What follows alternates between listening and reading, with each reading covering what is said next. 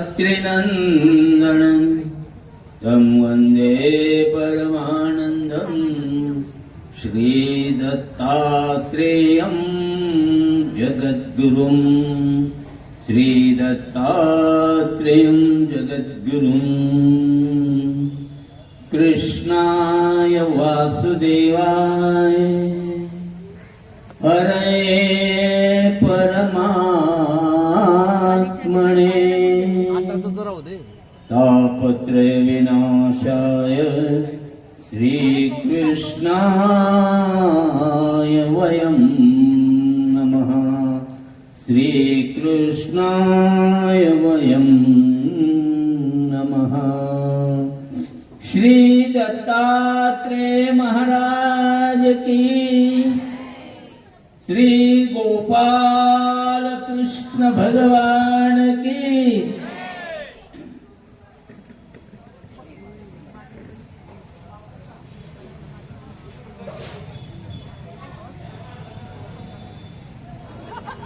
वासनिक अस्तिपरी अर्थात कर्मयोगाचे अस्तिपरी हा कर्मयोग गीतेमध्ये अर्जुनाला सांगितला। ज्या टायमाला कर्मापासून च्युत झालेला अर्जुन धनुष्य बाण टाकून दिलं अर्जुनाने, गांडीव धनुष्य रथामध्ये टाकून दिसला आणि डोळ्यातून अश्रुधारा त्याच्या वाहू लागल्या, रडायला लागला। का रडायला लागला? ज्या टायमाला अर्जुनाने भगवंताला सांगितलं माझा रथ दोन्ही सैन्याच्या समोर उभा कर, मध्यभागी नेऊन उभा कर, मला कोणाशी युद्ध करायचे मी ते जरा बघून घेतो। आणि त्या टायमाला भगवंतांनी अर्जुनाचा रथ दोन्ही सैन्याच्या मध्ये नेऊन उभा केला। समोर संपूर्ण आप्तेष्ट बघितले आणि अर्जुन म्हणायला लागला मातुलः श्वशुरः पौत्रः शालाः संबंधिनस्तथा यथा नहन्तुमिच्छामि घ्नतोपि मधुसूदन। हे मधुसूदना, भगवंता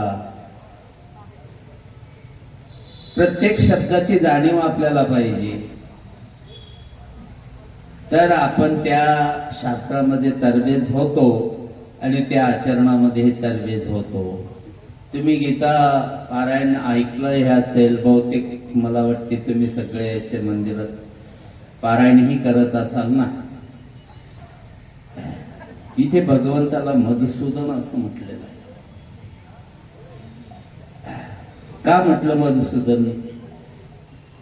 मधुसूदन की जय आपण म्हणतो का? नाही म्हणत। इथे तर मधुसूदन म्हटलेलं आहे। मधुदैत्याचं सुदन करणारा म्हणजे मधुदैत्याचा नाश करणारा, अर्थात त्याला नष्ट करणारा, मारणारा। कोणी मारलं मधुदैत्याला? श्रीकृष्ण भगवंताने। हे विशेष नाम आहे श्रीकृष्ण महाराजांचं। आपण त्याला गोवर्धन गिरीधारी म्हणतो। का म्हणतो? तेल तुम्हाला लवकर। श्रीकृष्णाला गोवर्धन गिरीधारी म्हणतो, बंसीधर म्हणतो, मुरलीधर म्हणतो, नाही का, घनश्याम म्हणतो। ह्या सगळ्यांची माहिती आपल्याला पाहिजेच की नाही? घन एव श्याम इति घनश्याम असा घनश्याम शब्दाचा अर्थ आहे। घन म्हणजे आकाश, घन म्हणजे पावसाळ्यामध्ये ढग येतात, त्याला घन असं म्हटलेलं आहे, नाही का? त्या ढगांना ते निळसर असतात, काळसर असतात। श्रीकृष्ण महाराजांचा रंग ही तसाच होता, म्हणून त्याला आपण काय म्हणतो? त्याच्यावरून घनश्याम हे नाव पडलं, श्याम पडलं। श्याम म्हणजे काळा। काही वेळेस काळे ढग येतात, काही वेळेस निळे येतात, आणि म्हणून हे विशेष नामं भगवंताची आहेत। त्याचप्रमाणे मैतो गिरीधर गोपाल, मीरा नेहमी म्हणायची मैतो गिरीधर गोपाल, मेरा तो गिरीधर गोपाल। हे तिचं वैशिष्ट्य होतं। का म्हटलं? करांगळीवर ते गोवर्धन पर्वत श्रीकृष्ण महाराजांनी 7 अहोरात्र ज्या टायमाला इंद्राने वर्षा केली गोकुळावरती, कशासाठी केली होती? भगवान गोपाल कृष्णांनी ज्या एक वेळेस हट्ट घेतला यशोदे मातेकडे, आई मला लोणी देणं खायला, त्या टायमाला मात्र गवळे लोकांचा सण चालू होता, माहिती तुम्हाला? श्रावण महिन्यामध्ये पूर्वी आपले संपूर्ण हिंदुस्थानमध्ये आपले पूर्वज एक भालदेव नावाचा सण साजरा करत होतो आम्ही. भालदेव म्हणतात त्याला.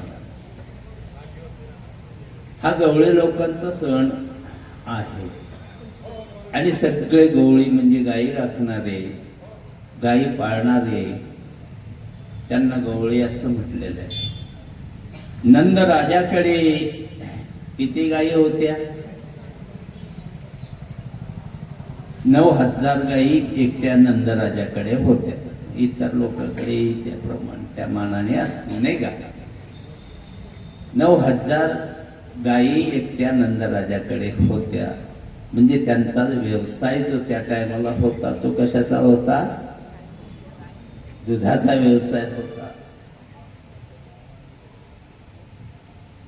आणि त्यांचा जो सण असतो तो पावसाळ्यामध्ये श्रावण महिन्यामध्ये येणारा भालदेव नावाचा सण, त्या टायमाला 7 दिवस पर्यंत ते दही दूध उष्ट करायचं नाही. दही दूध 7 दिवसाचं सगळं साठवायचंय. दही आहे म्हणजे काही दुधाचं दही बनवायचं आणि काही दूध ताजं निघलं ते तसंच ठेवायचं. अशा प्रकारे त्या गोकुळामध्ये सर्वांनी 7 दिवस पर्यंत ते उष्ट करायचं नाही. आणि मग 7व्या दिवशी गोवर्धनावर ते जाऊन त्या ठिकाणी त्या गोवर्धनाला ते अर्पण करायचं. का करायचे? सगळ्या गवळी लोकांनी ठरवलं होतं की आपल्या गायी कुठे चरतात? गोवर्धनावरती चरतात. आणि पावसाळ्यामध्ये भरपूर हिरवगार गवत असतं, त्यामुळे गायी म्हशी सगळ्या दूध भरपूर देतात. आणि म्हणून त्या गवळ्यांमध्ये हा सण प्रचलित झाला होता की त्या 7 दिवस पर्यंत ते बोटायचं नाही आणि मग ते इंद्राला अर्पण करायचं. तो भालदेव म्हणजे इंद्र. पाऊस कोण पाडतो? त्यांची धारणा होती की पाऊस कोण पाडतो? तर इंद्र पाडतो नाही का. आणि म्हणून त्या इंद्राचा सण म्हणून तो भालदेव सण साजरा करत होत्या. आणि त्या 7 दिवसामध्ये श्रीकृष्ण महाराजांनी मात्र यशोदेकडे हट्ट घेतला, आई काल मला तू लोणी दिलं नाही, दही दिलं नाही, दूध दिलं नाही, मला दे ना. पण यशोदे मातेने सांगितलं खबरदार 7 दिवस पर्यंत हे उष्ट करायचं नाही. म्हणे का बरं? नाही म्हणे इंद्र पाऊस पाडतो, पावसामुळे गवत भरपूर येतं, त्याच्यावरती आपल्या सगळ्या गायी तृप्त होतात आणि दही दूध भरपूर देतात. म्हणून हे 7 दिवस पर्यंत हे सगळं साठवलेलं नंतर आपण तिथे जाऊन ते इंद्राला अर्पण करायचं, म्हणजे तो आपल्याला पाणी पाऊस चांगला देतो. श्रीकृष्ण महाराजांनी ठीक आहे म्हणे आता लहानपण स्वीकारलेलं होतं. पण शेवटच्या दिवशी मात्र सगळे गवळी लोक आपले आपले दही दुधाचे मडके वगैरे घेऊन सगळे त्या ठिकाणी मोठा उत्सव त्या दिवशी करायचा म्हणून गोवर्धनावर ते गेले. विज्ञान सामर्थ्याने श्रीकृष्ण महाराजांनी मात्र काय केलं? गोवर्धनाला एका बैलाचं रूप दिलं विज्ञानाने. 12 गाव अग्निग्रासीला जळातुनी विषधर पै काढिला. ब्रह्मा आत्यांतिक भुलविला.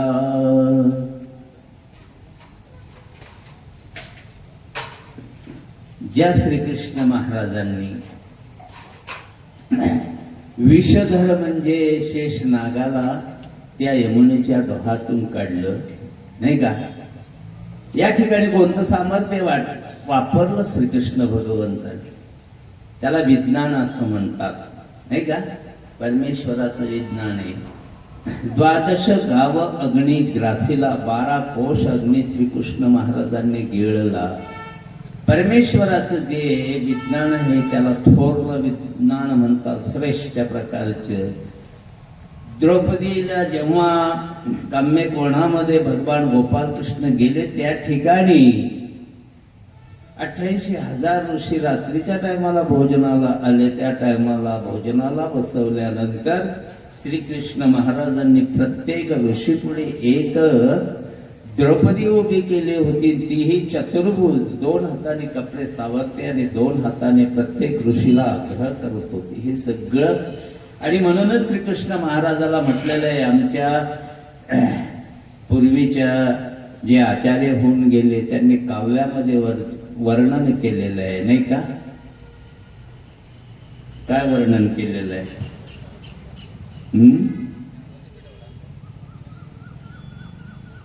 अशा प्रकारे गोवर्धन म्हणून नावाचं काव्य एका आपल्या पूर्वाचार्यांनी रचलेलं आहे. त्या गोवर्धनामध्ये याचं सगळं वर्णन आलेलं आहे.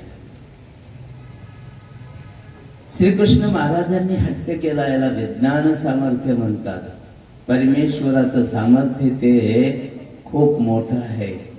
त्या सामर्थ्याचा जे खरं सामर्थ्य परमेश्वराचं आहे, ज्ञान सामर्थ्य आहे. त्या ज्ञान सामर्थ्याने ज्ञान आणि प्रेम देऊन या जीवाचा उद्धार करतात. परंतु गोपाल कृष्णाच्या बाबतीत विज्ञान शक्ती अवतरले, बहुत दैत्य निर्दाळले, विश्वरूप प्रकटुनी अर्जुन देवा, बोधिले तया नमन श्री कृष्ण राया. म्हणता का नाही स्तोत्र? तुम्ही म्हणता ना? मग त्याच्यामध्ये पहिलाच हा श्लोक आहे, विज्ञान शक्ती अवतरली. गोपाल कृष्णांनी जन्मताच विज्ञान प्रगट केलेलं आहे. कंसाच्या बंदीशाळेमध्ये जेव्हा श्रीकृष्ण महाराज अष्टमीच्या मध्यरात्रीला जेव्हा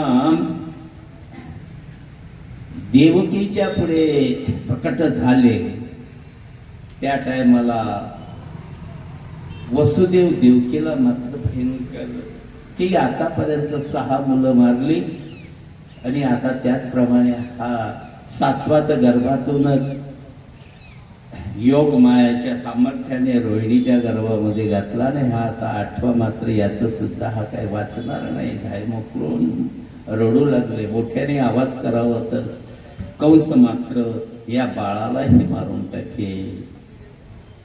परंतु जन्मताच विज्ञान शक्ती सामर्थ्याने वसुदेवाच्या पायातल्या सांखळ्या तुटून पडल्या, गळून पडल्या. त्याच्या हातात पायात सांखळ दंड होती. त्या बंदीशाळेच्या दरवाजाला कडी कुलप लावलेली होती, ती सुद्धा गळून पडली. कशामुळे? परमेश्वराच्या विज्ञान सामर्थ्यामुळे. गोपाल कृष्ण प्रकट झाले आणि प्रकट झाल्यानंतर यदा यदा हि धर्मस्य ग्लानिर्भवति भारत अभ्युत्थानम अधर्मस्य तदात्मानं सृजाम्यहं. भगवंत गोपाल कृष्ण अर्जुनाला सांगतात, मी भूतलावरती कशासाठी येतो? परित्राणाय साधूनां विनाशाय च दुष्कृतां धर्म संस्थापनार्थाय संभवामि युगे युगे. की मी धर्म संस्थापनासाठी, परित्राणाय साधूनां, साधूनां परित्राणाय, साधूंचं रक्षण करण्यासाठी, विनाशाय च दुष्कृतां आणि दुष्कृत्यां विनाशाय, दुष्कृत्याचा नाश करण्यासाठी. बाबांनी योग्य अशा या रसार्थ चंद्रिकेमध्ये त्याचा अर्थ दिलेला आहे. बाकीच्या सगळ्या टीका तुम्ही बघा, गीतेच्या लाखो टीका झालेल्या आहेत. सगळ्या भाषांमध्ये या गीतेचं भाष्यांतर केलेलं आहे लोकांनी त्यांच्या मताने. परंतु इतकी उत्कृष्ट गीता टीका ती पहिलीच आहे. त्या बाबांनी, आपल्या जुन्या बाबांनी ही रसार्थ चंद्रिका लिहिताना परित्राणाय साधूनाम, परमेश्वर दयाळू आहे, मयाळू आहे, बाबांनी त्याच्यात स्पष्ट केलेलं आहे, आणि न्यायाळू आहे. मग जर परमेश्वर एका जीवाला सज्जन समजत असेल आणि एका जीवाला जर दुष्ट समजत असेल, परमेश्वर असू शकतो का? इथे परमेश्वराचा समता जो गुण आहे तो भंगेल. समदाता है परमेश्वर, विषम दाता नाही. तो सुख करता है, तो दुःख हरता है, दुःख दाता नाही. आणि म्हणून परमेश्वर हे सुद्धा पुढे जीवाला दुष्ट म्हणू शकत नाही. परंतु इतकं सगळं तुम्ही की साधूंचं रक्षण करण्यासाठी आणि दुष्टांचा नाश करण्यासाठी गोपालकृष्णाने अवतार घेतला असं जेव्हा म्हणतात, तेव्हा परमेश्वराच्या ठिकाणी दुष्ट हा शब्दच नाही.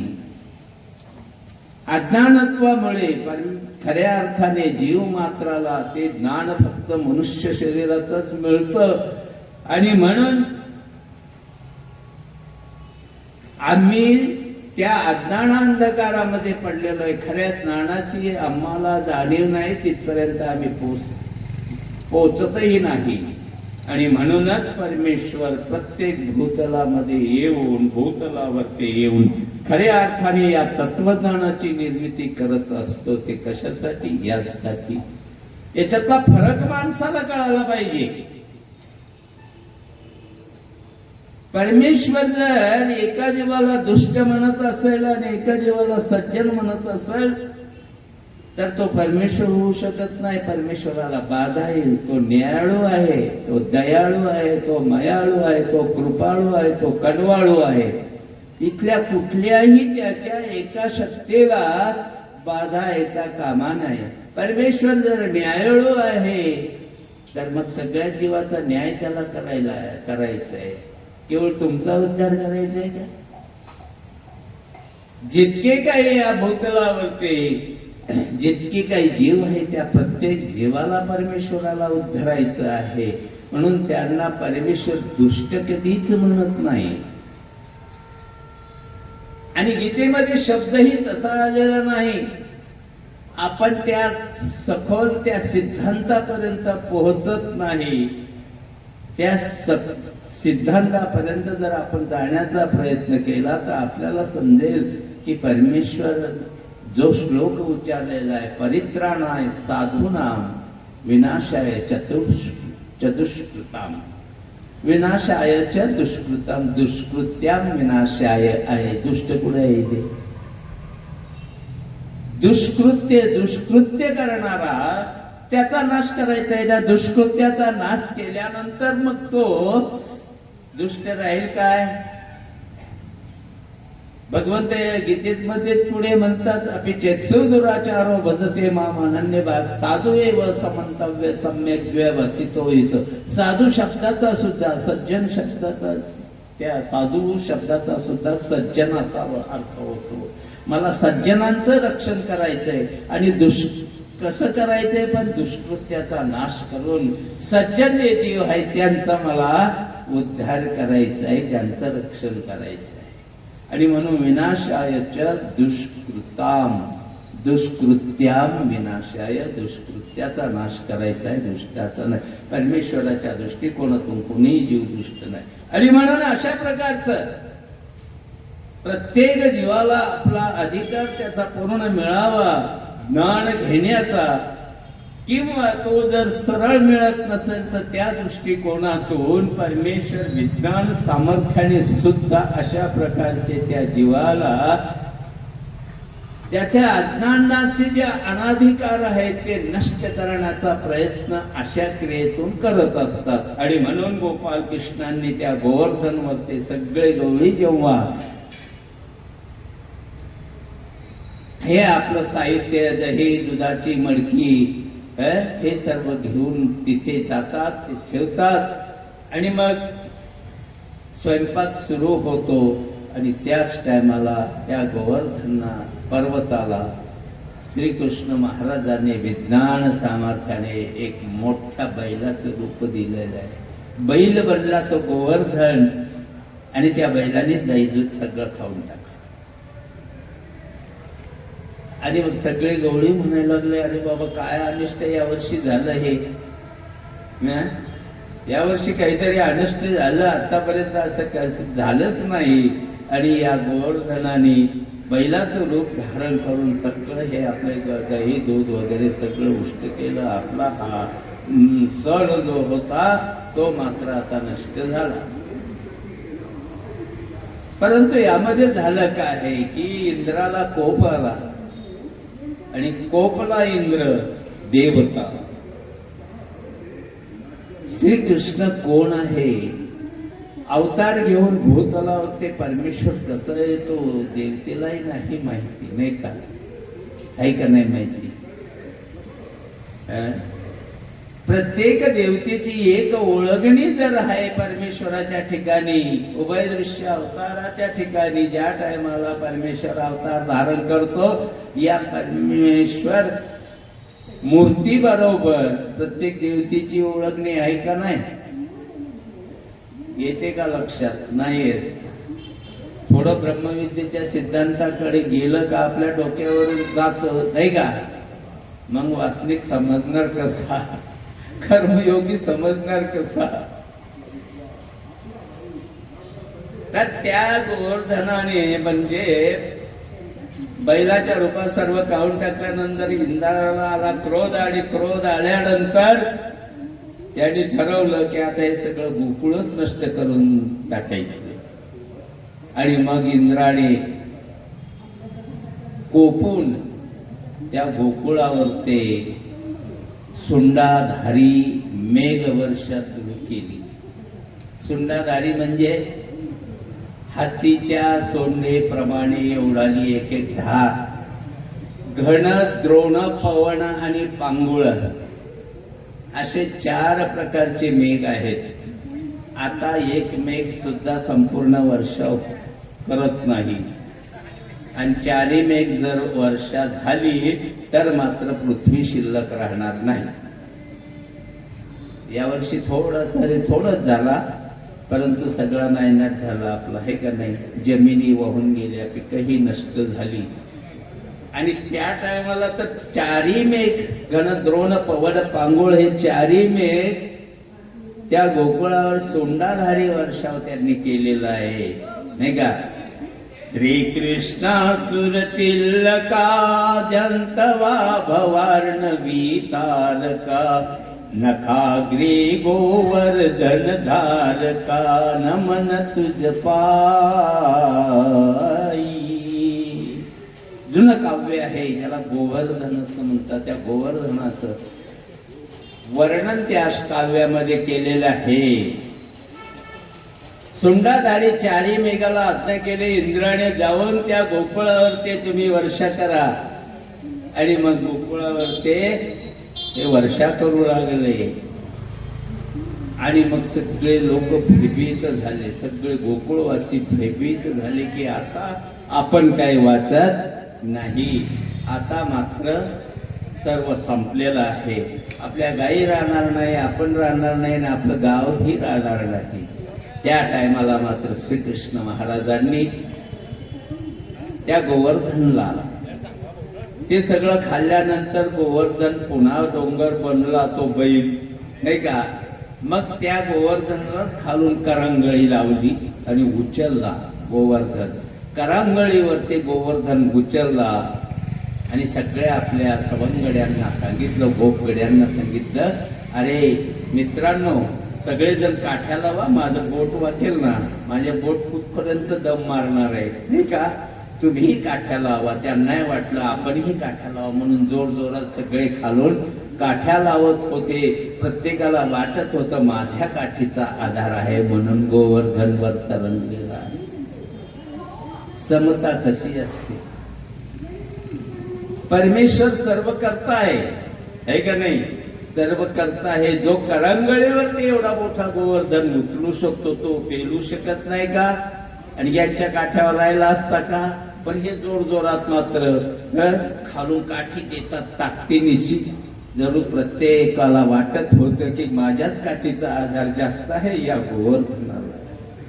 हा अहंकार ही माणसाच्या ठिकाणी प्रत्येक गोष्टीत नडतो. आमच्या ज्ञानामध्ये तो अहंकार आडवा येतो, तो मीपणा आडवा येतो, नाही का? आणि मग चारीम एक सुंडाधारी वर्षा करू लागली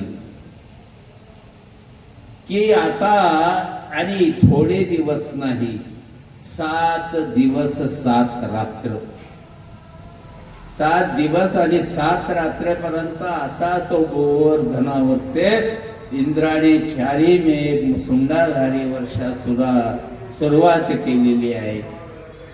आणि सुरुवात केल्यानंतर 7व्या दिवशी मात्र इंद्र स्वतः तिथे पाहण्यासाठी आला की आता तिथे माती सुद्धा शिल्लक राहिली नसेल गोकुळामध्ये.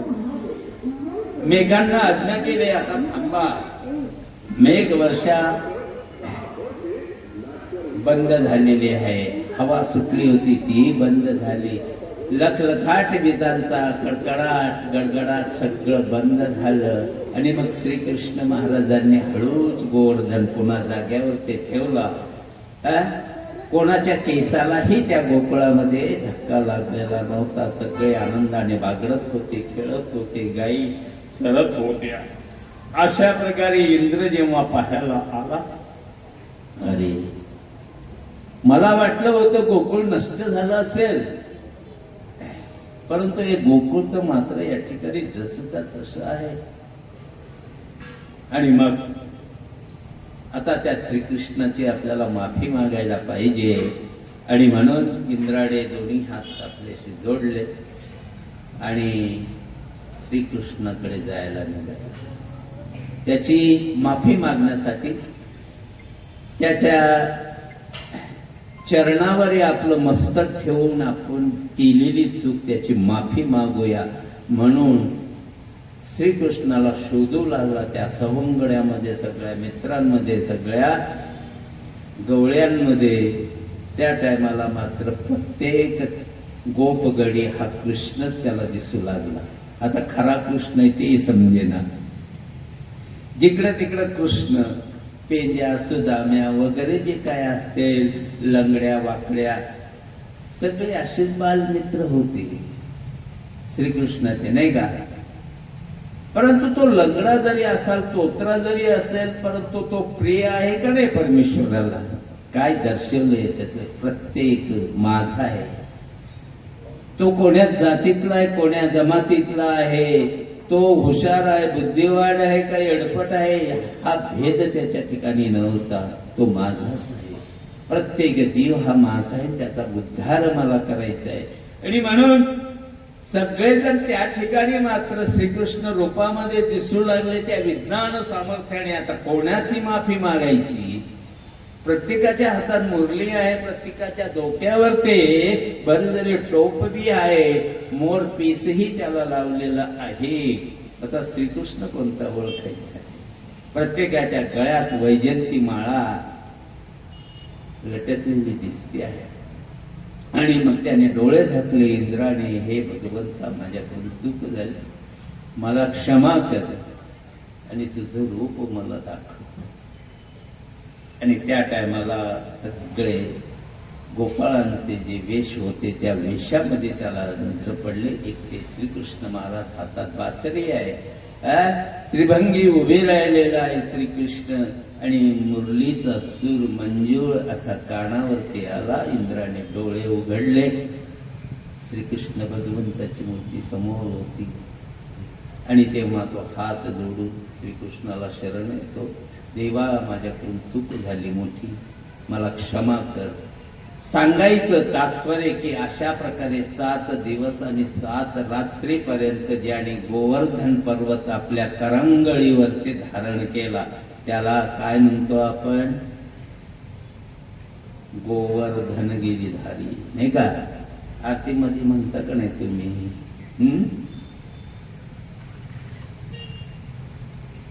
8 आरती कुंज बिहारी की, गिरिधर कृष्ण मुरारी की. म्हणताना आरती ही, म्हणूनच आपण त्याला गिरिधर म्हणतो. महावाक्यामध्ये आमच्या स्वामींनी सांगितलं, आमचे भाष्यकारही म्हणतात, स्मरणी नाम कोणतं आहे? त्या श्रीकृष्णाला तर असंख्य नावं आहेत, कुठलं नाव नाही त्याला, सांगता येईल का? त्याच्या प्रत्येक लीळेवरती त्याला नाव आहे, त्या श्रीकृष्ण महाराजाला, नाही का? तो यशोदेचा काना आहे, गडे देवकीचा नंदन आहे तो. त्याला कोणी देवकी नंदन म्हणतायत, यशोदा लालही त्याला कोणी म्हणतायत, नाही का? आणि म्हणून अनंत असे नाव परमेश्वराने स्वीकारले, परंतु अव्यक्तामधून जे नाव येतं त्या नावाचं स्मरण आमच्या स्वामींनी आम्हाला सांगितलेले की स्मरणी जी योग्यता जी आहे वासनिकांसाठी आणि भिक्षुकांसाठी दोन्हीसाठी, त्या कोण्या नावाची आहे? आमच्या स्वामींनी सांगितलं. आचार्यांनी जेव्हा खडकुलीला अनुसरण झालं भट्टवासांचं, आणि त्या टायमाला आचार्य म्हणतात, जी जी माते काहीच नाही, तो परमेश्वर मी कायशीनी भजावा पुजावाजी. त्या टायमाला स्वामी म्हणतात, वानरिया, तो परमेश्वर कायशीनी भजावा पूजावा न लगे, तो स्मरणे निधी ध्यासने म्हणणे अंतर्गाम्य की गा. परमेश्वराला अंतर्गम्य करायचे, हृदयामध्ये साठवायचे. कशाने? कशाने? स्मरणाने. स्मरण म्हणजे काय? मनी माग मनी ओढायचे, दोन्ही बायांच्या गप्पा चाललेल्या आहेत, इकडं मनी ओढणं चालू आहे, त्याला स्मरण म्हणायचं का? मग कसं करायचं स्मरण? त्या गाठीच का दिलेली आहे आम्हाला? कशासाठी दिलेली आहे? काय म्हणतात त्याला गाठी? वासनिक अवस्थेतच आपल्याला हे सगळं समजून घ्यायचं नाही. हे नाही समजलं तर आपली पुढची अवस्था, पुढच्या स्टेपला जाऊ का आपण? स्मरण म्हणजे कधी तरी तुम्ही गुरुजनांना विचारलं का, बाबा स्मरण म्हणजे काय, गाठी म्हणजे काय? का म्हणावं त्याला गाठी?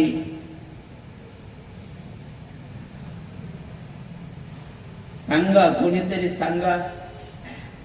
अगदी साधे सोपे प्रश्न आहेत, मग अजून मोठे प्रश्न ते विचारत नाही तुम्हाला, नाही विचारणार, पण साध्या प्रश्नाचं उत्तर तुम्हाला यायलाच पाहिजे. मग मी समजेल की आपली काहीतरी आता आपण जे काही विषय निवडलेला आहे यांच्या डोक्यात बसतो, नाही तर मग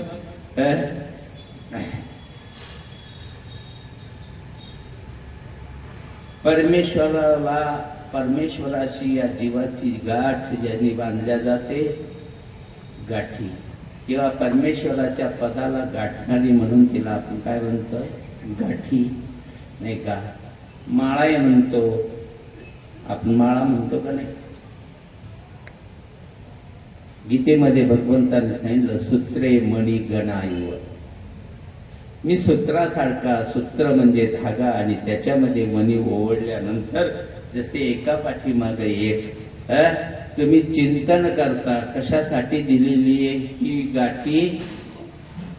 त्या नामाशी एकरूप व्हायचे. कर्म इंद्रिय आणि ज्ञान इंद्रिय तुमचे एकरूप झाले तर तुम्ही नामाशी ते स्मरण, तेच योग्यताकारक होणार आहे. तुमचं इकडे तिकडे लक्ष जाऊ नये.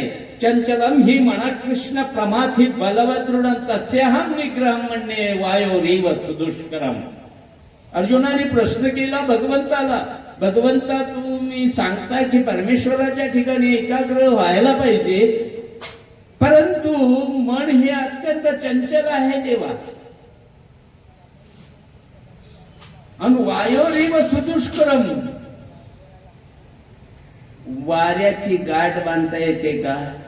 हवेची गाठ बांधायची म्हटलं तुम्ही बांधू शकाल का? बांधू शकतो का आपण? शक्य नाही त्या हवेची गाठ. मग हवा आहे की नाही तुम्हाला नसेल पण मला लागते इथे. दिसते का नाही दिसते, पण पंचमहात भूतापैकी एक भूत आहे ना ते. मग त्याची गाठ आपल्याला बांधता येणार नाही. तरी पण अर्जुनाने इथे अतिशोक्ती अलंकार वापरला आणि तो म्हणतो वायोरिव सुदुष्करम, कदाचित वाऱ्याची गाठ बांधल्या जाईल प्रयत्नाने, परंतु हे मन जे आहे ना हे चंचल मन, हे स्थिर करणं अत्यंत कठीण आहे. चंचलम ही मन कृष्ण प्रमाथी. का आम्ही त्याला स्थिर करू शकत नाही? ते प्रमथनशील आहे. प्रमाथी मलवत दृढम. प्रमथनशील म्हणजे काय? काय प्रमथनशील? प्रमाथी आहे शब्द श्लोकामध्ये. प्रमाथी बलवत दृढम. घरामध्ये एखाद तुमचे एक दोन मुलं जर असले आणि त्यांना किती सांगितलं बाबा रे हे करू नको ते करू नको, दोन्ही भाऊ बहिणी जरी असले तर ते काही काही घरामध्ये पहा एकमेकाशी खूप भांडतात. सारखंच भांडणं तणणं चालू असते. आई सांगते त्यांना अरे तू तरी मोठा आहे ना तिच्यापेक्षा, तू ऐकून घे.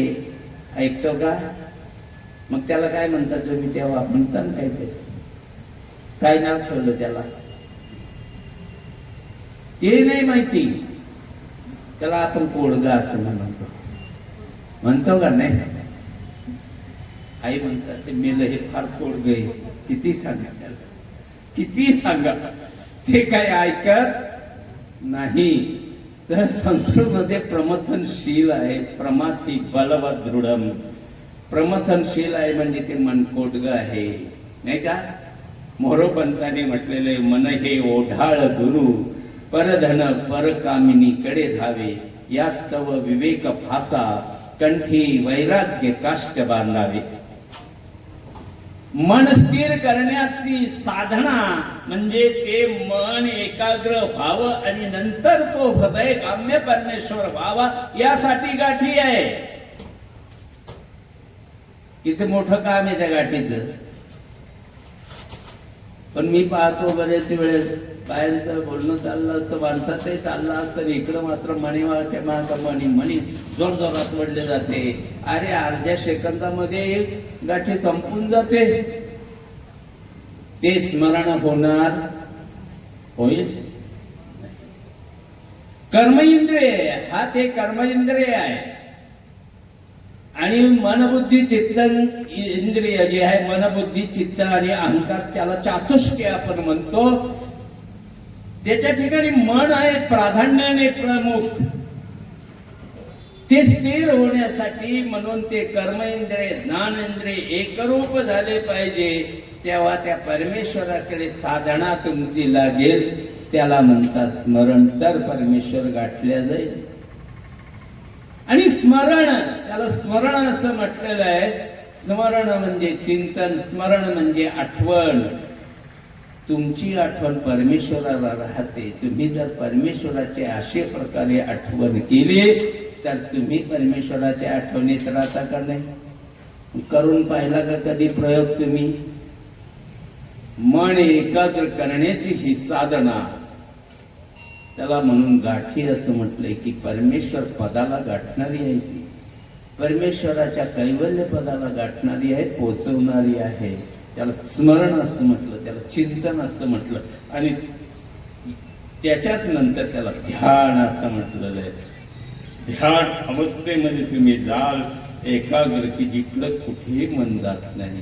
पण ते मन नाही सुधरू देत नाही. का सुधरू देत नाही? आपण परमेश्वराशी एक रूप झालेलो नाही.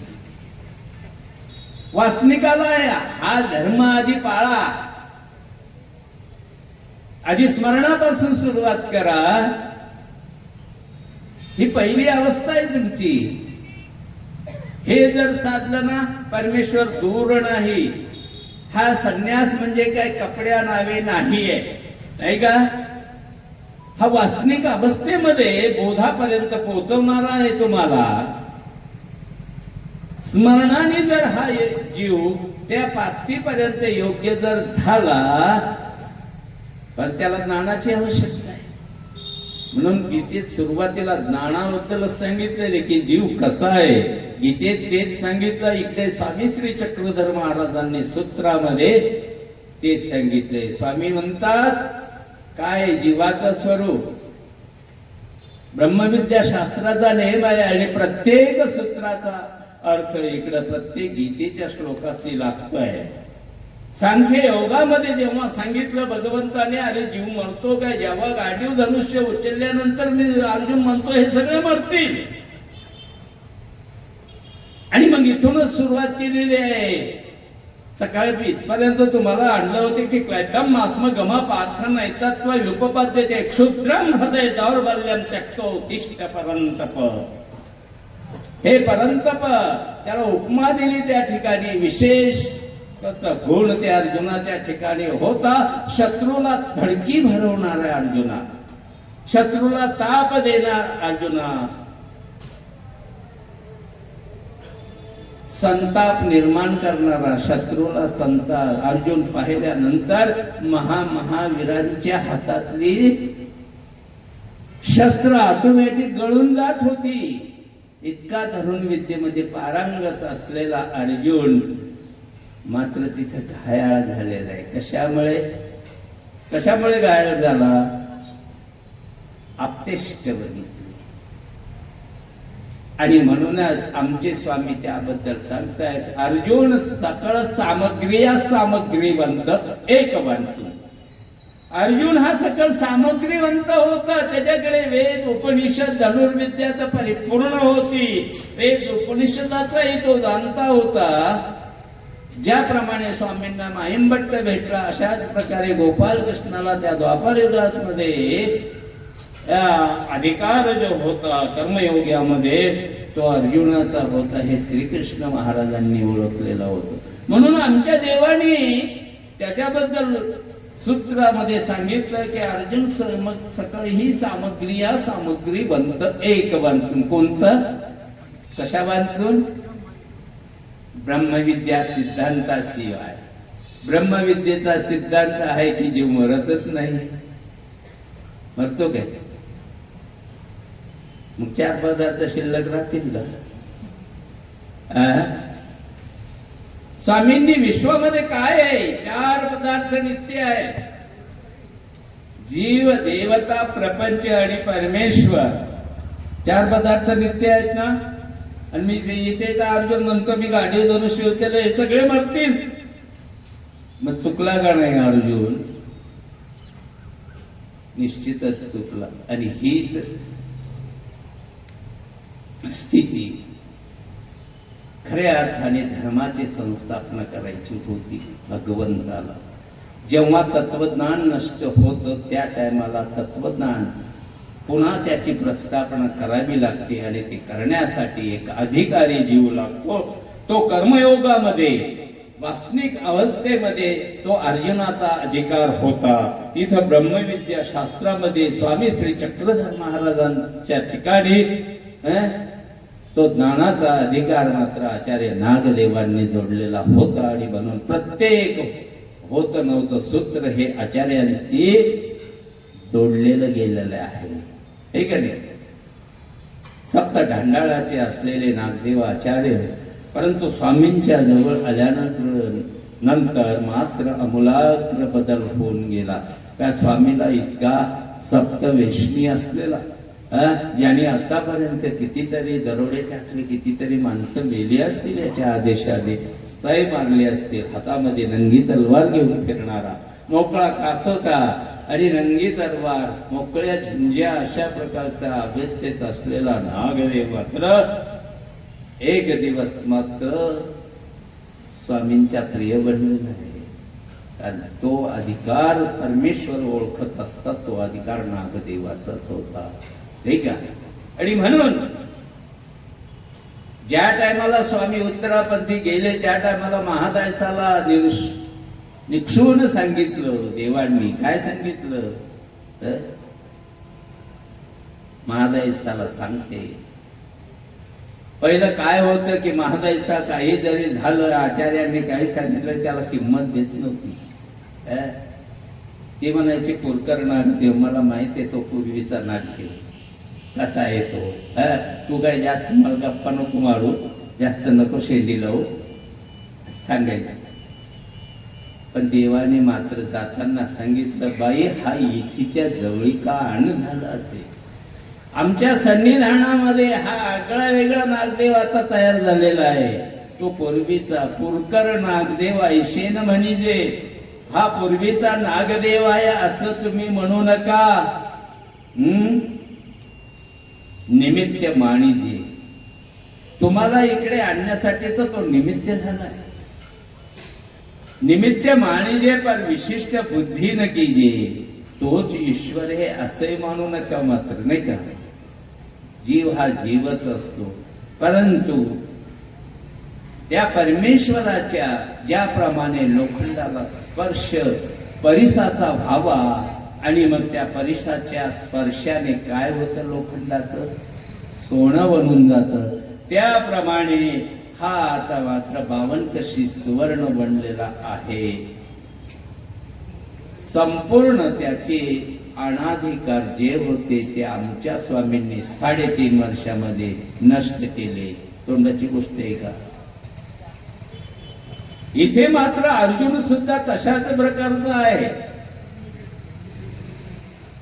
आमचे स्वामीचं कौतुक करताना सांगतायत, शर सांद्री आयशा शंका भाष्यकाराने पक्ष केला. कसे होते अर्जुनाचे प्रश्न, त्याचे जसे युद्धामध्ये त्याच्या धनुष्यातून गांडीव धनुष्यातून जेव्हा बाण सुटत होते ना,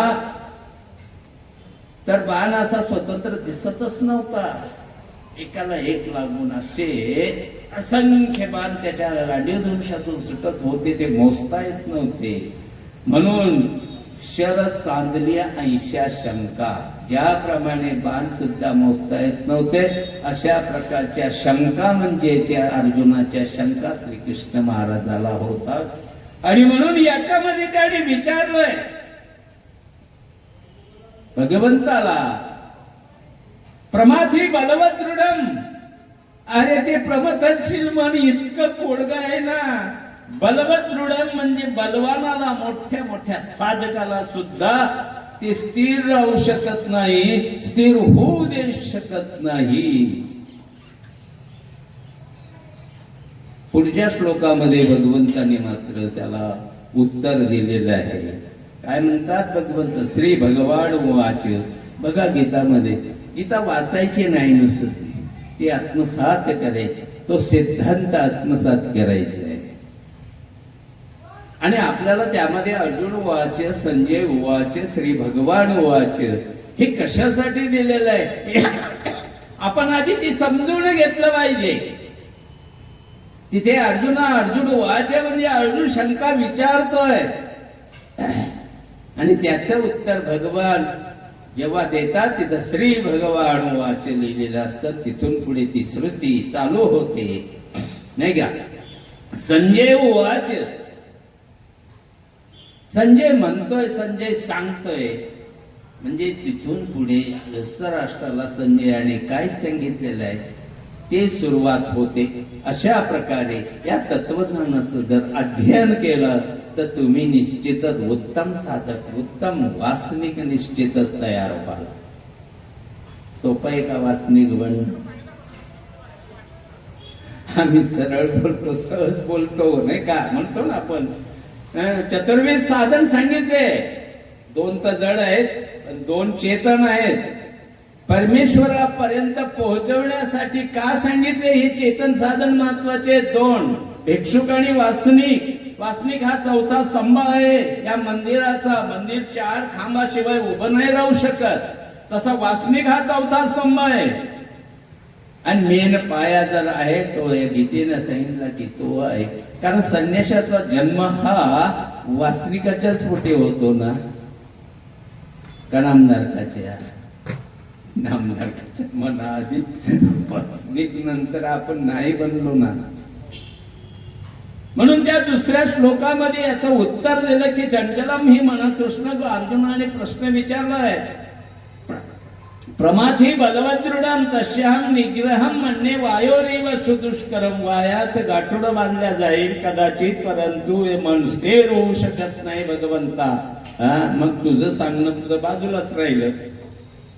भगवंत म्हणतात श्री भगवान वाच असंशयम महाबाहो मनो दुर्निग्रहम चलम अभ्यासेन तु कौंते वैराग्य न च गृह्यते. निसंशय अर्जुना तू म्हणतो ना तुझ्या बुद्धीप्रमाणे ते बरोबर आहे, नाही का? आपल्याला वाटेल कसं स्थिर करायचंय, कसं स्थिर करायचंय. संन्यासाला वेगवेगळे नियम सांगितले देवाने, आचार प्रकरणामध्ये सांगितलेलं आहे की मन आणण्यासाठी किती टाइम जातो, नाही का? आणि 4 प्रहर याचे लेखी, पर तो उत्तम साधक आहे. अष्टप्रहर कर स्मरण करणारा, त्याच्यातले 4 पर लेखी लावणारा, पण मन आणण्यामध्येच त्याचा किती काळ जातो, नाही का? ते संन्यस्त साधकासाठी, परंतु तुमच्यासाठी सुद्धा स्मरणाने तुम्ही जर योग्यता प्राप्त व्हायची, अनाधिकारासाठी बाकीच्या क्रिया आहेत. तुम्ही अन्नदान करताय, तुम्ही सेवा करत असाल परमार्गाच्या, दास्य काही नासले, दास्य परमार्गाचं दास्य केल्यानंतर काय होतं? तुमचा कर्मनाश होणार आहे. स्वामी श्री चक्रधर महाराजांनी कर्मनाशासाठी या नागदेवाला भिंती बांधायला लावल्या, गुंफा बांधायला लावली का नाही? एक दिवस ओमिक्रमला पोट दुखते म्हणून आचार्य झोपून राहतात. स्वामी तिथे गेले, सगळे बसले, आचार्यच नाही, मेनच नाही, तर मग बाकीचे काय? त्यांना वाटलं बरं झालं आज आपल्याला विश्रांती आहे. गारे करून तयार झालेल्या होत्या. भक्तिजनासाठी गुंफा नव्हती आणि म्हणून भक्तिजनासाठी एक गुंफा बनवायची. एक स्वामीची गुंफा तयार झालेली होती, एक औसाची, एक बाईसाची. पण भक्तिजनांना काही गरज होती का देवाला? नाही. परंतु ते आचार्याला पुढं करून त्याचे कर्म नासायचे होते. आणि मग तो पोट दुखायला लागला एक दिवशी आणि आचार्य झोपूनच राहिले. स्वामी तिथे गेले, नागदया तू झोपलाय म्हणे. अरे काम कोणी करायचं? जीजी माझे खूप पोट दुखते,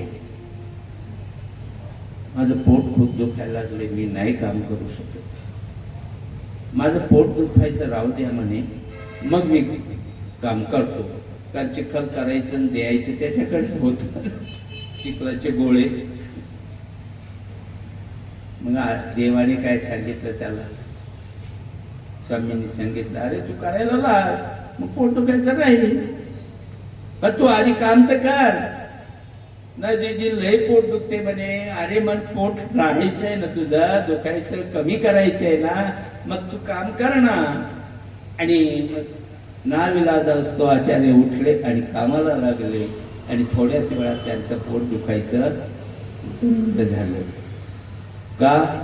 ही उदरव्यथेची जी प्रवृत्ती होती, उदरव्यथा जे हा रोग त्यांनी जोडलेला होता आणि देवाला तो नासायचा होता, म्हणून एवढं मोठं सगळा पसारा देवाने रचला. परंतु हे होण्यासाठी ते मन तुमचं स्थिर, त्या व्यापारामध्ये सुद्धा स्थिर होते का मन? कर्मनाश निश्चित होतो. दास्याने कर्मनाश होणार आहे. दैवराटीच्या दास्याने, परमार्गाचं दास्य अशक्ताची सेवा सुश्रुत्याशी साधी नाही. 14 प्रेमाचा एक उपाय त्या ठिकाणी तुम्हाला घडल्या जातोय. साक्षात प्रेमच तुम्हाला त्या क्रियेतून, पण ती आवडीपूर्वक असा. आता एका बाईने मला सांगितलं काय करू आता, माझी तिला कंबर दुखते, आता सांगितलं तर करावं लागते, नाही का? अशा प्रकारे नाही, आवडीनं करायचं. ते दास्य तुम्ही आवडीनं केल्यानंतर त्यामुळे तुमचे अनाधिकार प्रेमाला जे असतील ना ते नष्ट होणार आहे. तुम्हाला साक्षात अरे ज्ञान मार्ग लय खडतर आहे, पण प्रेम मार्ग मात्र 14 प्रेमाचे उपाय सांगितले ते, आहे का नाही? आणि म्हणून प्रमथनशील. आता एक दृष्टांत सांगतो, कदाचित आपलाही टाइम संपेल, बाबांचं आगमन होईल, नाही का? 10 मिनिटं आहे बाबा. 10 मिनिटात तुम्हाला दृष्टांत सांगतो, नंतर विषय पुढे चालू आपण ठेवू, नाही का? प्रमथनशील. एका गावामध्ये एक सद्ग्रस्त होते. इंजिनियर होते ते त्या ठिकाणी MSc बोर्डामध्ये ते आले, त्या ठिकाणी बदलून आले. गावामध्ये एक माणूस होता, त्याचं होतं नारायण. आणि तो नारायण मात्र पहिले इंजिनियर साहेब असेच कंटाळून त्याच्या उद्योगाला कंटाळले, निघून गेले, तिथून बदली करून घेतली. त्याच्या जागेवर हे दुसरे आले, त्यांना काही माहिती नाही. नारायणाची एक खोड होती की पहिले साहेब गेले, आता नवीन साहेब आले, पण त्यांनी त्याचा उद्योग काही सोडला नाही. सकाळच्या टायमाला 7, 7:30, 8च्या दरम्यान नारायण दरवाज्यावर हजर. आता समोर कोणी दिसलं तर साहजिकच आहे ना, माणुसकी हा धर्म आहे नाही का, व्यवहार पाळावा लागतो. कोणी आलं तुमच्या घरी, तुम्ही चहा पित असले किंवा नाश्ता करत असले, मग आपल्याला म्हणावं लागतं का नाही, या चहा घ्यायला, या नाश्ता करायला, नाही काय? मग बसता का तुम्ही लगेच? वैशुताई आल्याबरोबर ते मला या ताई या चहा घ्या, लगेच बसता का तुम्ही? नाही आधी थोडा काही व्यापार करू द्या आम्हाला, नाही का, मग आम्ही घेऊ. लगेच माणूस बसत नाही. जेवत असला तर माणसाचा नेम आहे, समोर माणूस आला, आपण जेवत आहे तर आपण म्हणतो या जेवायला. मग म्हणायची प्रथा आहे, अमृत जेवा, देवाचं नाव घ्या. आपण काय म्हणतो, घ्या देवाचं नाव. ते विसरू नका, कारण आम्हाला शेणासनी भोजनी घ्यायला सांगितलं ना. हे विसर पडणार आहे, नामाचं विसर पडणारे ठिकाण आहे. म्हणून देवाने सूत्रात सांगितलं, तुम्हा शेणासनी भोजनी परमेश्वर व्हावी. आता साहेब हातात चहाची कप्पसी आली का नारायण हजर. त्यांना काही माहित नव्हतं. साहेब म्हणले या कोण आहे, या चहा घ्यायला या. तो म्हणतो हे काय आलो. आले, बसले. आता यांच्या पुरता चहा केला होता गृहमंत्र्यांनी, नाही का, त्याला करावा लागला. मग आता करते बाई, नाही म्हणत नाही, परंतु ते नागडोळे तर मोडतेच का नाही. झालं, दिला चहा घेतला. थोड्या टायमाने आता 9, 9:30 वाजता नाश्ता गेला, फिरून फारून आला. 9 वाजता आला तर साहेबाच्या हातामध्ये नाश्त्याची डिश पुढे टेबलावर आलेली आहे. तितक्यात नारायणराव दरवाजाला हजर. यांनी बोलवलं या या या नाश्ता करायला. म्हणे हा काय आलंच. बसला, नाश्ता केला. सांगायचं तात्पर्य की 8-10 दिवस असे गेले. आता मग काय, साहेबांनी नाही काय उच्चार केला, परंतु मात्र गृहमंत्र्याला नाही जमलं. ते गृहमंत्री म्हणे का हा एक सदस्यच करून टाकला तुम्ही तर. हा चहाला हजर, नाश्त्याला हजर, जेवायला हजर, संध्याकाळी हजर. कुठपर्यंत चालायचं हे? अगं म्हणे मग काय करू, माणुसकी आधर्म आहे. दरवाज्यावर आल्या तर बोलवायला पाहिजे ना, समोर आल्या ना आपण खात बघायचं का? मग दोघांनी ठरवलं ठीक आहे, आता याला फुटवायचं कसं. बाईनी युक्ती काढली, म्हणे आपण कृत्रिम भांडण काढू. तो आला का त्याच्याशी बोलायचं नाही तुम्ही, तुम्ही मला शिव्या द्यायला सुरुवात करायची. मग कृत्रिम भांडण, म्हणे हो. मग कृत्रिम भांडण करायचं ठरवलं. आणि कुठपर्यंत भांडायचं ते जाईपर्यंत. आणि मग असं 2-4 वेळ करून पाहू. मग कोणता माणूस की बाजू जाऊ द्या, यांची केव्हा आलं का, यांची कटकटच चालू असते, जाऊ द्या आपलं न गेलेलं बरं. चांगला माणूस जो आहे तो असा विचार करेल ना. पण नारायण काही कच्च्या गुरुचा शेला नव्हता ना. आला तो नाश्त्याच्या टायमाला समोर दिसला. बाईने सुरुवात केली. ते कोण, हा चहा थंडा झाला ना, हो घ्यायचा असला तर घ्या, नाही तर फुटा. मी माझे हात काही रिकामे नाहीत, आताच दिलं तुम्हाला गरम करून. कब्बशी हातात घेतली आणि चहाचा घोट घेतला. तितक्या खाली ठेवली टेबलावरती. आता तो बघतच होता ना, त्याला काय बोलवलं नाही, परंतु तसा न बोलवता जवळ जवळ आला. मूर्ख कुठले तुला समजत नाही का, डॉक्टरनी मला शुगर सांगितलेली आहे आणि याच्यात साखर किती झालेली आहे. मूर्ख कुठले, नालायक कुठले, तुला काही लक्षातच नाही. मायला लागत तेवढ्या शिव्याचा सपाटा चालू केला. मग आता ते गृहमंत्री काय गप्प असतात का? आणि गप्प असले तर गृहमंत्री कशाचे? मग नवऱ्याला मूर्ख म्हणता का तुम्ही? म्हणाल का? गाढव म्हणता का? नाही म्हणायचं नसतं बर का.